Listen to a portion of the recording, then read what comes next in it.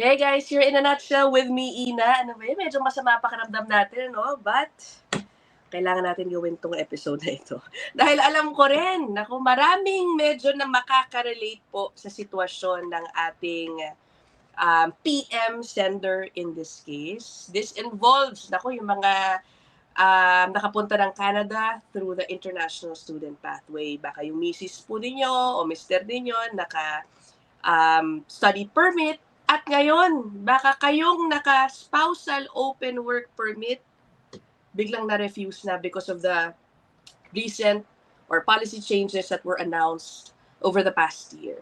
Okay, ganyan po ang sitwasyon ng ating PM sender. Sige, pero papasok ko na muna yung ating guest. Alam mo, parang may ibang format tong aking StreamYard ngayon. Okay, welcome back, Attorney Jake Aguilar ng JCA Law Office. Hello po, magandang hapon.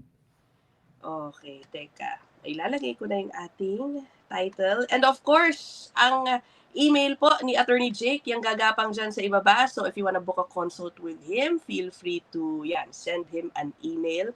By the way, Attorney Jake, nakita ko follow nyo rin yung YouTube channel ng JCA Law Office. Oo, very informative. Ayan, makikita nyo si Attorney Jake doon discussing different issues about immigration in Canada. Salamat, Ina. And okay, sinend ko na syempre kay Attorney Jake itong message ng ating PM sender. Let me put it up. Yan. Okay, tanggalin ko pala yung title na kaharap. After 6 months of waiting, na-refuse ang work permit extension request ko. Siya po yung spousal open work permit holder. Pati yung student permit daw ng kanilang minor na anak, na-refuse din. We are here through my wife who is an international student. She is enrolled in a 2-year course. Ang graduation ni wife, April 2026. Ang kurso, Office Administration. Ano daw ang kanyang option now? Actually, katchat ko nga itong si PM sender, ang main concern nila syempre yung anak. So, yun na lang muna unahin natin, ano. So, titigil ba muna? Kakaumpisa pa lang ng school year ulit, ano? At ngayon, na-refuse daw yung study permit ng kanilang anak. So, what happens? So, hindi na ba talaga pwede pumasok yun? So, depende yan sa school actually talaga. Pero, supposedly nga, yung principle nito, yung mga bata, lalo na yung mas bata pa, the younger is, the more na entitled sila sa education, regardless of their status. Kasi education supposedly is the right of the child. Hindi lang siya privilege, it's the right of the child. Alam naman natin ang Canada, very liberal nga pagdating sa education, at saka lalo na sa best interest of the child principle. Supposedly nga, hindi nagmamatter ang immigration status ng bata. Dapat makapag-aral pa rin sila, pero depende sa school kung paano nila yan i-implement. So, kanya-kanya na silang implementation. Kaya din, of course, pinakamainam, mayroon silang study permit para walang issue. Pero kung walang study permit, bahala na yung school paano nila i-implement yon. Supposedly nga, sana makapag-aral pa rin siya kahit walang study permit. But again, it's something na yung school na yung makakapag-decide. Okay, hold on pala, no? Nakalimutan ko i-flash kanina before I ask my next question. Nakalimutan ko i-put up kanina. This is for informational purposes only, does not constitute legal advice. Magkonsulta pa rin po kayo ng authorized immigration professional kung kailangan po ninyo ng advice sa inyong specific case. Okay, you mentioned it's up to the school.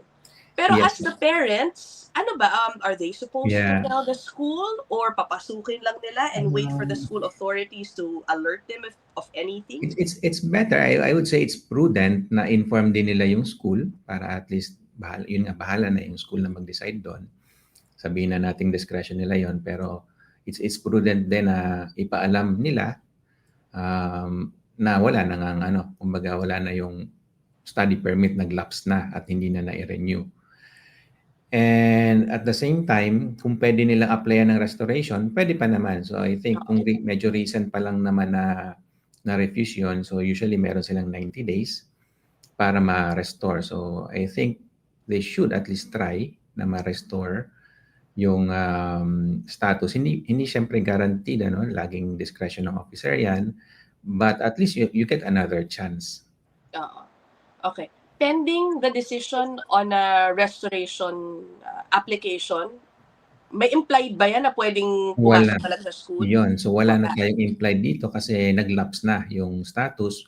Yung implied sana is yung kung naka-pending na yung application for the extension before mag-lapse yung existing na status. Yun sana yung Yeah. implied, pero in this case, as mentioned then by the person,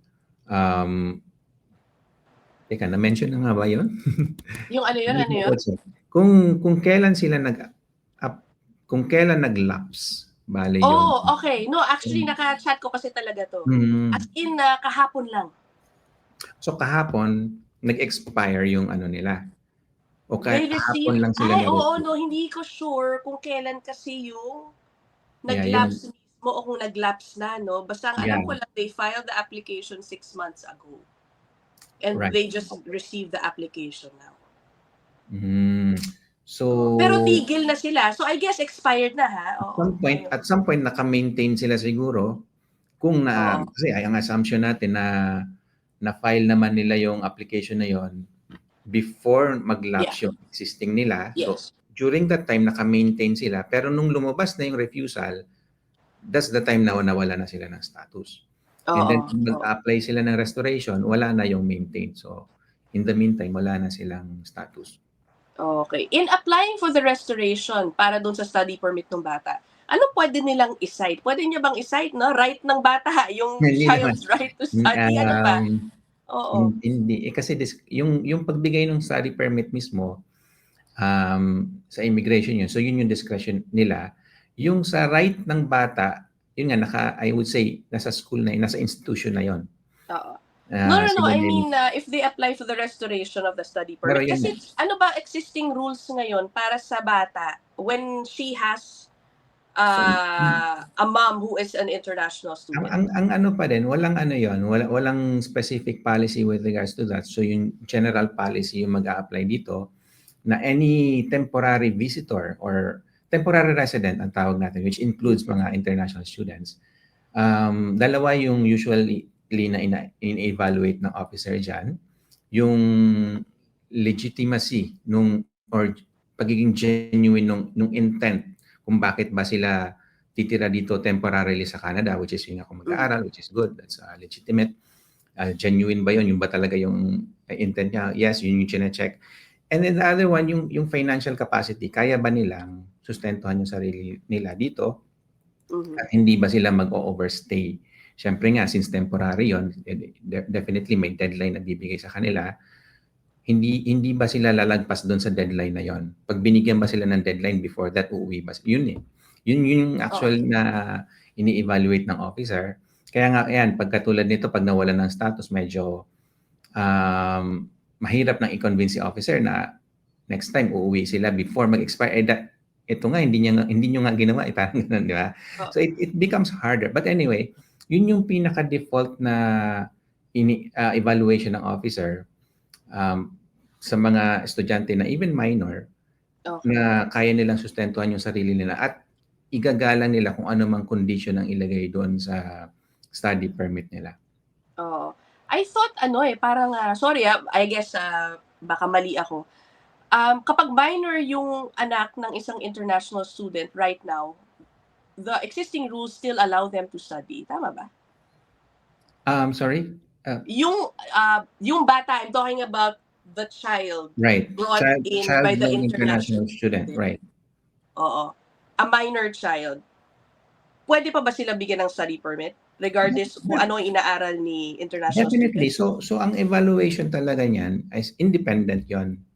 So Yeah. yung application ng minor child, independent 'yon sa anumang status nung like Okay. parents. So hindi siya talaga nakakabit doon na hindi katulad ng ito nga yung mga open work permits na pag yung asawa mo may trabahong nasa tier 0 or 1, sabihin natin ganun, pwede ka magkaroon ng open work. Hindi siya ganun eh. So tsaka yung evaluation talaga niyan is per person. Hindi siya package eh.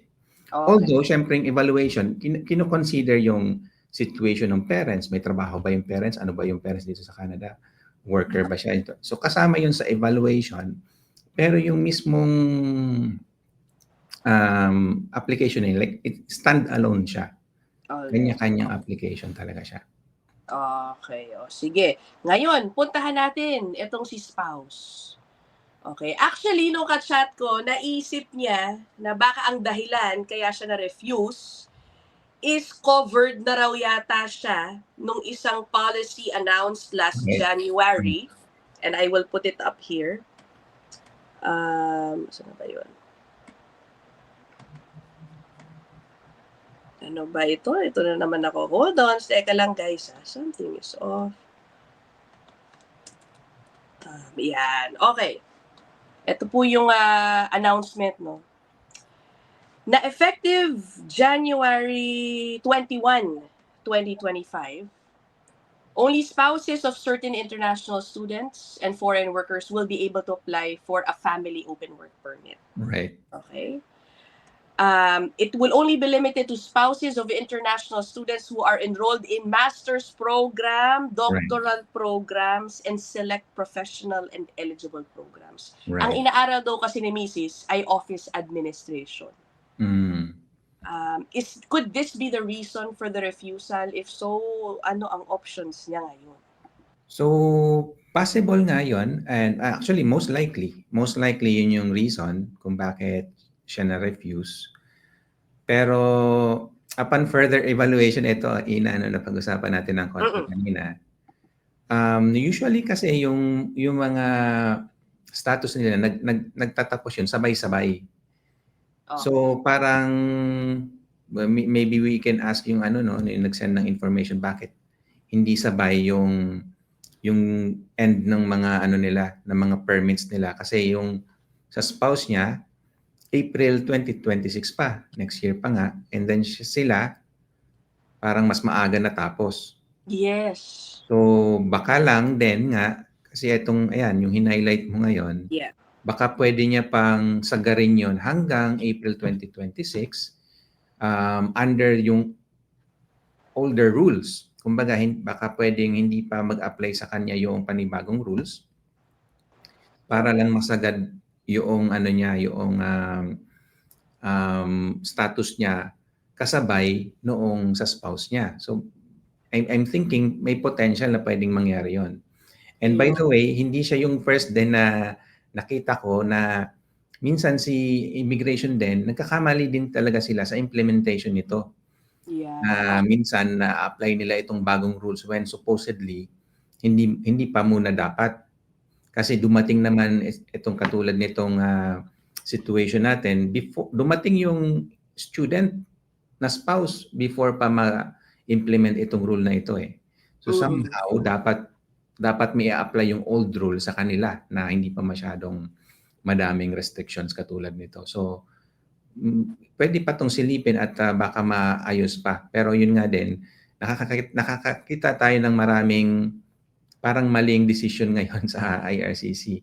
Medyo unusual kasi yun nga medyo madami tayong nakikitang errors plus humahaba yung processing time. So, yun lang. That's just from our observation. Plus, actually may mga nakikita nga rin kaming other lawyers na ito din yung mga content nila, na ito rin yung mga napapansin nila na parang may mga maling errors, may mga errors na decision na minsan nga para bang para sa client ba natin itong decision na ito? Parang wala namang kinalaman yung client natin dito sa decision na to. So, yun lang, na-observe lang namin na medyo common itong ganitong mistake sa ngayon. Oo. And babasahin ko tong bago kong hinighlight na portion of the same announcement, okay? Baka nga pwede dahil dito, no? Sabi dito, in situations where students may need more time to complete their program, or in situations where family members received a shorter work permit than the principal applicant. I think applicable to sa kanila. Yes, exactly. Oo. In Canada, family members, including spouses and dependent children, can apply to renew their work permit as long as They are applying under the same criteria as their current work permit. I think Mhm. it's the case. And yung re-request nilang duration of the renewal matches that of the existing study or work Right. permit ng principal applicant. Right. Right. Oo, so baka pwede nga kasi kung si Mrs.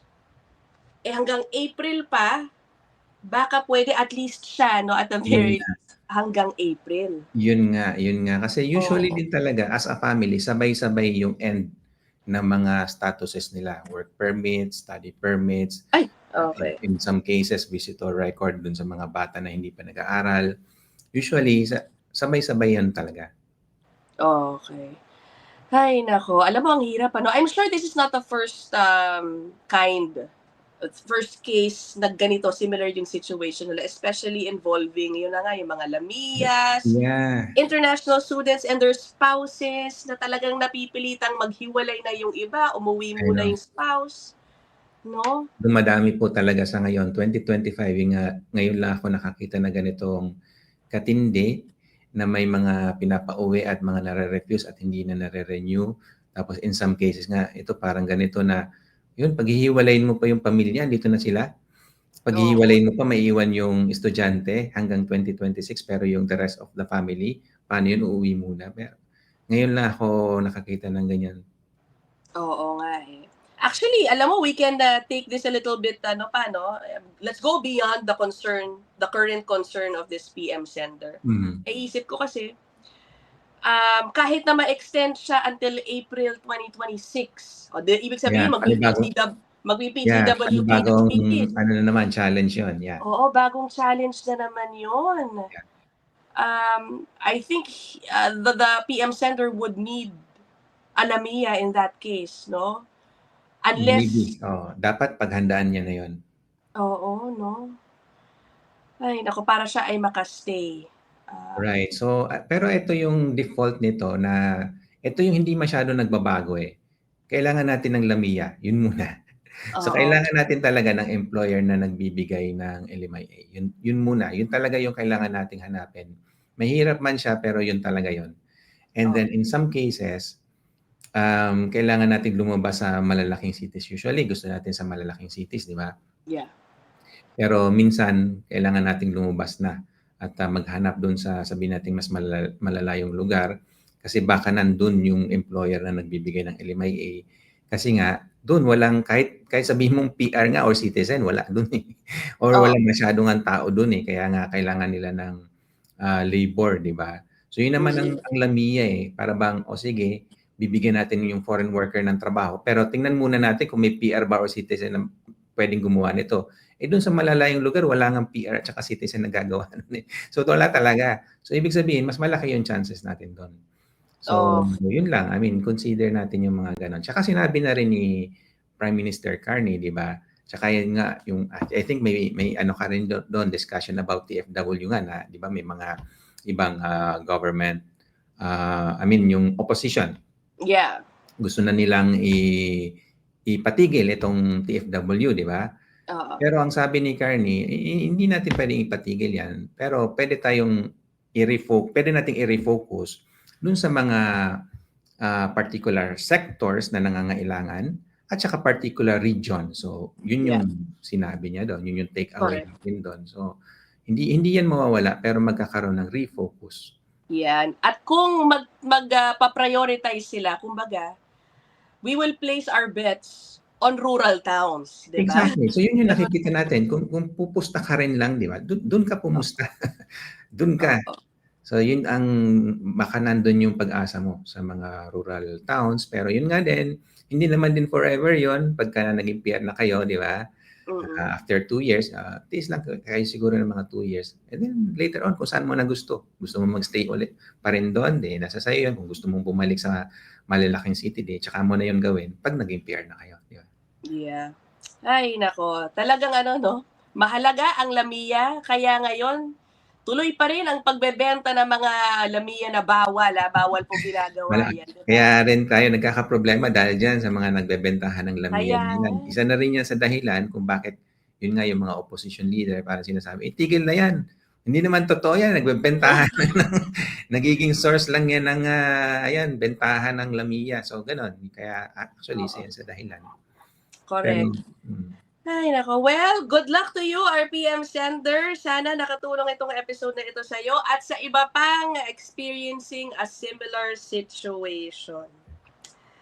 If you have similar stories, no, put them down there in the comment section para maramdaman naman natin, no, na meron kayong mga, hindi kayo nag-iisa ba? Okay, many of you guys, I'm sure, are experiencing similar situations and would like sa, an exchange of ideas, yung options ninyo na ginagawa.